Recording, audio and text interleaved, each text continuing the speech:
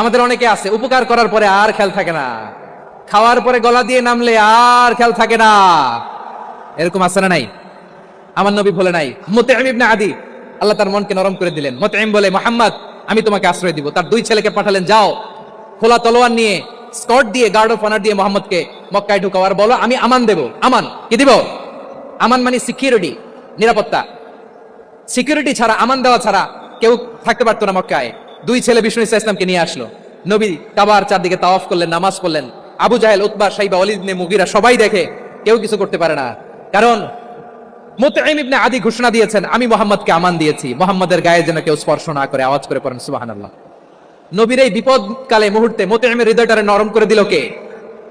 আচ্ছা, লালমনির হাটের ভাইরা বলেন, এই মুতঈম কি মুসলিম ছিল না মুশরিক? সবাই বলতে হবে মুসলিম না মুশরিক। তাহলে মুশরিকের কাছ থেকে নবী পলিটিক্যাল অ্যাসাইলাম, আধুনিক রাষ্ট্রবিজ্ঞানের ভাষায় পলিটিক্যাল অ্যাসাইলাম যেটাকে বলে, রাজনৈতিক আশ্রয়। উনার আমান বা নিরাপত্তার এই ঘোষণায় তিনি মক্কায় ঢুকলেন। যতদিন নিরাপত্তা ছিল ছিলেন। মুতঈম যখন মারা গেল, বিষ্ণু ইসা ইসলাম হিজরত করে মদিনায় চলে গেলেন। সুবহানাল্লাহ। কিন্তু মুতঈম যে বিশ্বনবীর উপকার করছে এটা বিশ্বনবী ভুলে নাই। আমাদের অনেকে আছে উপকার করার পরে আর খেয়াল থাকে না, খাওয়ার পরে গলা দিয়ে নামলে আর খেয়াল থাকে না। এরকম আছে না নাই? আমার নবী ভুলে নাই।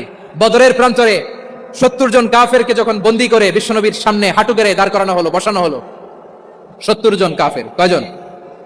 বিশ্বনবী তাদের দিকে তাকিয়ে বললেন, সহিহ বুখারীর বর্ণনা, লাউ কানাল মুতঈম ইবনে আদি হাইয়ান সুম্মা কাল্লামানি হাউলা ইন্নাতনা লা তারাকতুহুম লাহু।